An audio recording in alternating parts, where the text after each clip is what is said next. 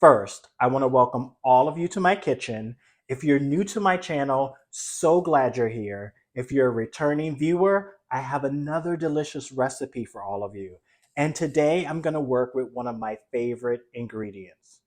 And no, I know all of you said it at the same time if you've been watching my videos. It's not chocolate today. It's actually something I haven't really talked about, and it's sweet potato. I grew up in the South, and we love sweet potato. If it's sweet potato fries, souffle, cake, pie, bread, give me a fork and let me dig in. And today is going to be no different because we're going to make a sweet potato pound cake or bundt cake, if you will, right here on the sweet spot.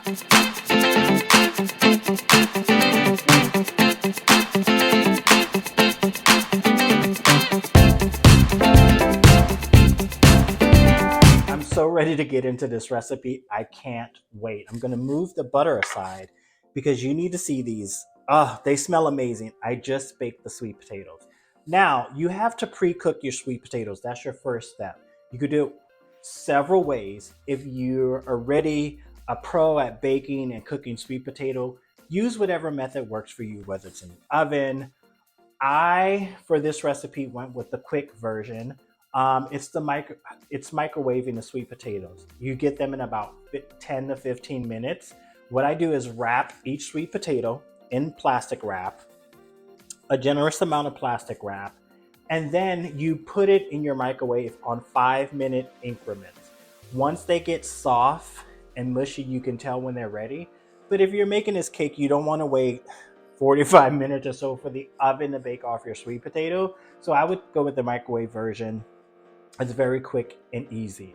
The next thing we need to do is we need to cut these open and scrape out the sweet potato, and I'm going to show you a way to get rid of the pulp.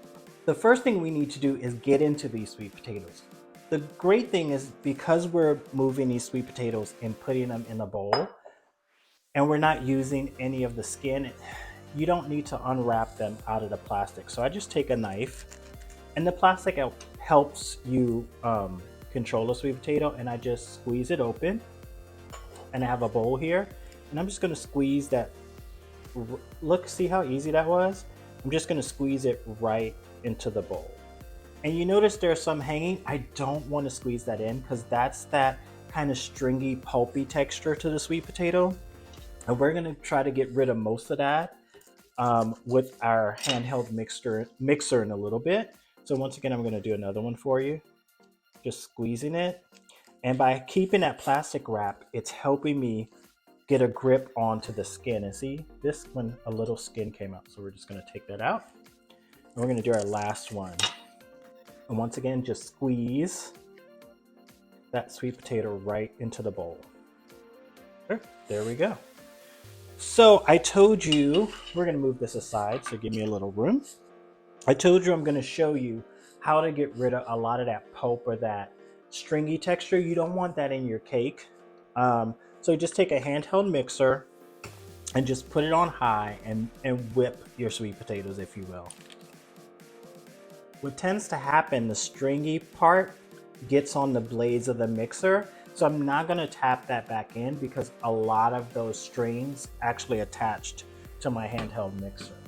Then I'm going to take this and measure it out and portion it for our cake. Our sweet potato is all prepped and ready to go.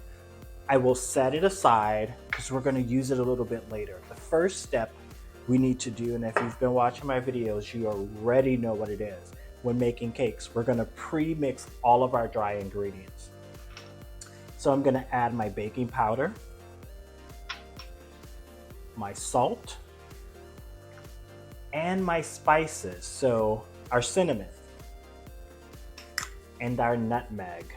That's going to bring out that flavor and add that little bit of extra spice to the sweet potato,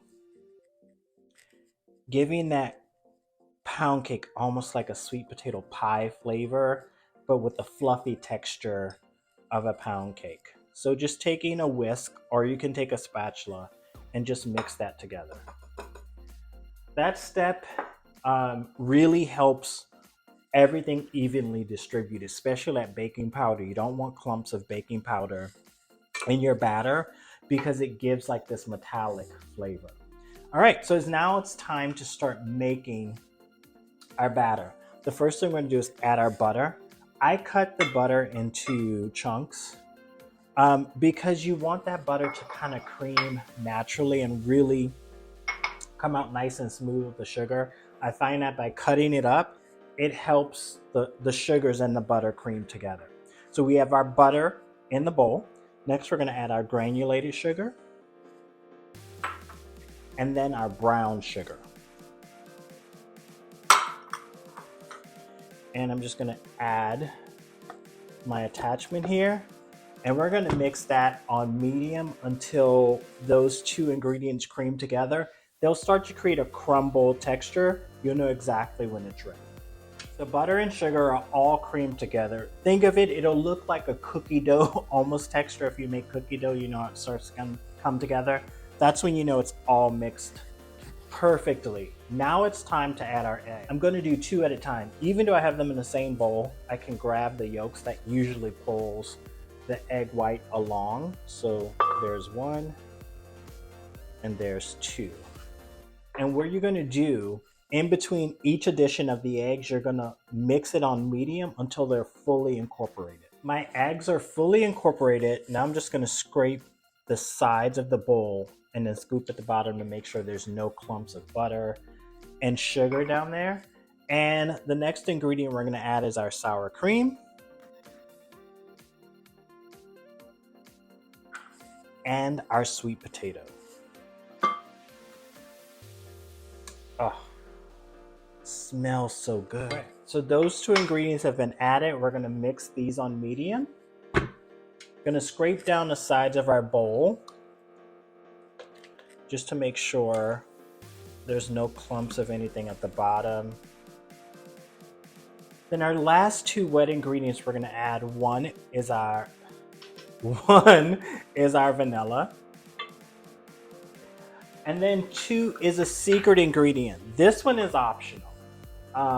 And for those who have been watching my videos, I am sure you can guess what it is because I use it quite a bit as an option, and that's bourbon.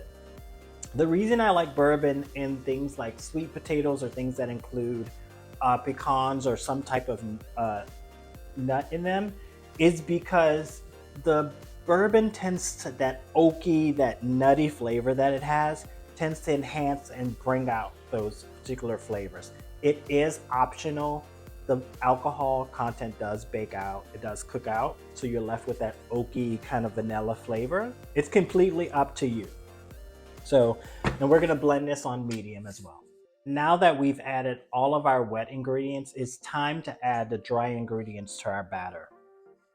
So just taking the flour, I'm gonna add about 1/3 of that flour in because we're gonna rotate in some buttermilk as well. I'm gonna scrape down the sides of this bowl just to make sure, once again, there's no chunks of anything at the bottom of my bowl and everything's being mixed and incorporated. So I mentioned buttermilk, so we're gonna rotate in that buttermilk. So we did about 1/3 of the flour. We're gonna do about 1/3 of the buttermilk. Just pour that in.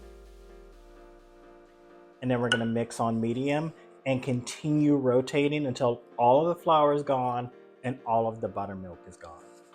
My batter's completely mixed and ready to go into my bundt pan, but I'm gonna do a few more things before I get started, but I wanted to show you something. I don't know if you can see it, but there's these little things hanging off of the edge of this batter blade. Those are the fibers I didn't get before that were in the batter. I don't scrape that off of my mixing blade because I want to remove as much of the fibers from the sweet potato as I can. So I leave those on, set them aside, and discard them.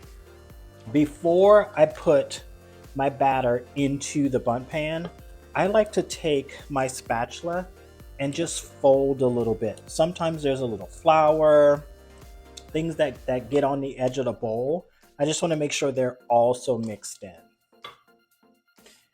All right. And what I like to do when I'm making a bundt cake, I like to scoop in my batter. I find it's easier not to get a lot on the sides, and I can get my batter exactly where I want it to go and kind of get it even. It does take a little bit more time, but for me, um, I get the batter exactly where I want it to go. All of the pound cake batter is in my bundt pan. I didn't mention, but you want to prep your bundt pan before you add the batter to it. And I do that by taking a generous amount of butter. You're going to get your fingers dirty and you want to rub it into every single groove. Because if you don't, you run the chance of that part of the cake sticking. And when you flip it over, a big chunk of your pound cake could stay in the bowl. So generously butter. Wash your hands and just get your fingers in there and just rub that butter till you know every last bit of that pan is covered. For extra security, I dust a little flour over the butter just to make sure. The next tip I do is I kind of shake my bundt pan. It looks like I'm doing a shaming. You can hear my voice kind of like quiver, but you want to shake that bundt pan. What that does, it helps the batter move around to level out. So when it bakes evenly. So when you flip it over, you don't have a lopsided cake. So once again, by scooping it, that helped level it out. But just shaking it helps level it out. So now it's time to bake. And what I always say about pound cakes or bundt cakes, slow and steady wins the race. These cakes do take a longer time than normal to bake. They bake for about 60 to 70 minutes, closer to 70 minutes. So you're looking at about an hour and 10 minutes. They bake at a lower temperature, 325. What this does, it allows those eggs and butter to really give your bundt cake a nice rise and create that fluffy texture that you get from a type of pound or bundt cake. I set my timer for an hour. Then I start to check it. You want to check it when an inserted toothpick comes out clean. I actually buy skewers and I use a skewer to put inside the bundt cake so I can check all the way down to the bottom. Another thing that happens with pound cakes and bundt cakes is that sometimes you can do a toothpick too shallow and you think your cake is done, but then that very bottom closest to that center ring is raw. So you want to make sure you can check all parts of the cake all the way down to that center ring or to the bottom. All right, so I'm going to stop talking because we want to get this in the oven so you can see the result. Oh, my cake is in the oven, but I forgot to give you one last tip. Check your cake. I usually check around 45 minutes. If you want to check around 30 minutes, sometimes the top can start browning before the cake is actually ready. If you start to see browning too fast, tent your cake with a piece of foil. So I've removed my cake from the oven. Once you remove the cake from the oven, you want to let it cool for about 20 minutes. You don't want it completely cool. You'll know when it's ready because it'll start to shrink away from the sides. It'll be really fluffy when you take it out, but once that air escapes, it will shrink. So now it's time to flip my bundt cake so it can continue cooling and get it out of this pan. So what I'm going to do, I have my cooling rack. My pan's warm, but it's cool enough to handle. If your pan's not cool enough to handle, you can use oven mitts. So I'm just gonna take my bundt pan, put my cooling rack on top, and the moment of truth, I'm gonna flip it. And you'll know if it's gonna release because you'll instantly feel that cake fall. And as you can see, voila, my cake came out beautifully, nice and spongy. So it's time to make our glaze. Sweet potato pound cake is on the cooling rack, cooling down. Now it's time to make our praline glaze that we're gonna put over top. And it's very easy to make. I know for some of you when I say praline, you're like, that takes a long time to cook. This is a quick cook. It's just creating that flavor, that sauce, but we're not cooking it to a candy consistency. So that's the major difference. And what you want to do, you want to have a saucepan And we're going to cook this over a medium to medium high heat. So the first thing you want to do is add your heavy cream,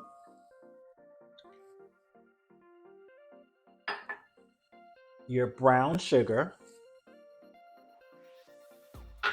and your butter. And we're going to turn that to medium high heat.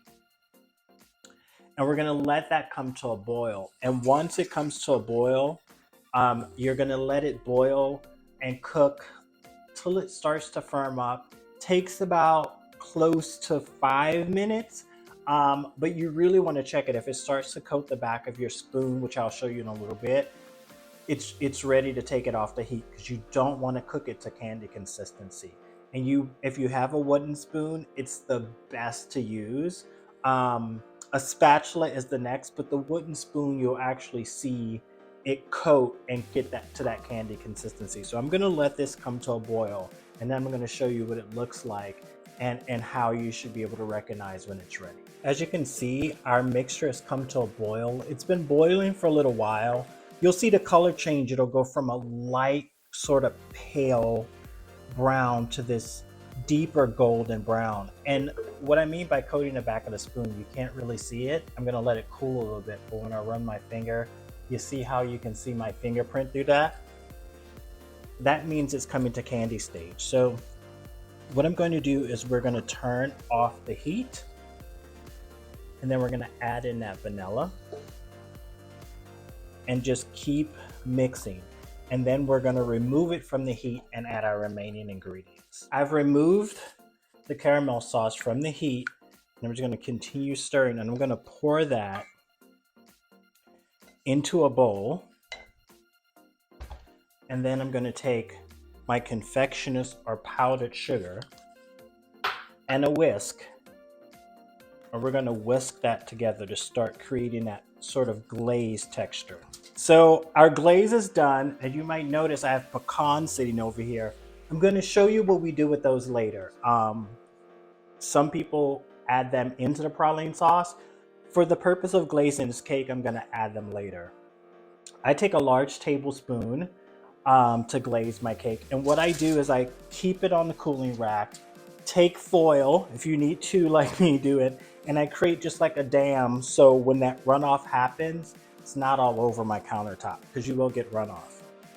And just taking a tablespoon, I just kind of let that glaze just run over the top of my cake. Oh, look at that. That beautiful golden praline glaze just going all over top. Now don't use all of your glaze. We need to reserve a little for our final step, but give a generous amount over the top of that cake. Oh, isn't that beautiful? All right. So this is the reason I said reserve some glaze. So now we're going to take all of those pralines. I mean, not pralines, pecans. And then we're just going to mix them in that glaze and get all of them coated in that remaining praline sauce that we have left over. And then I just kind of lay them on top.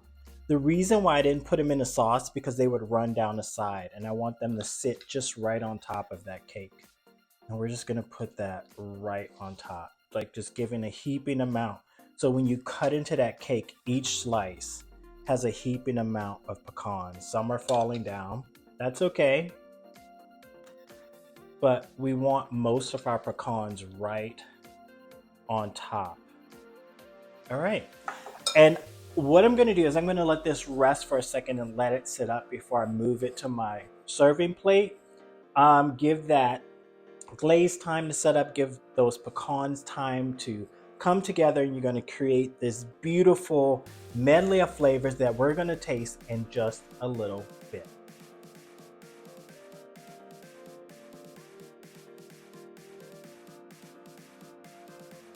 This is my favorite part of the video. I get to taste the delicious creation we made together.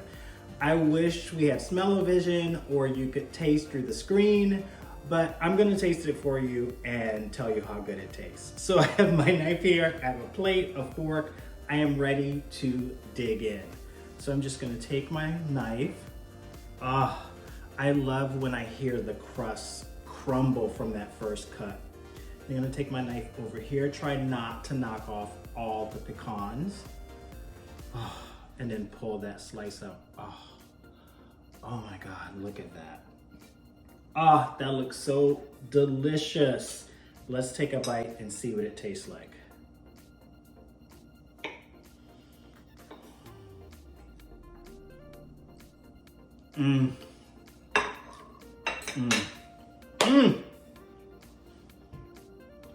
That is so good. So good.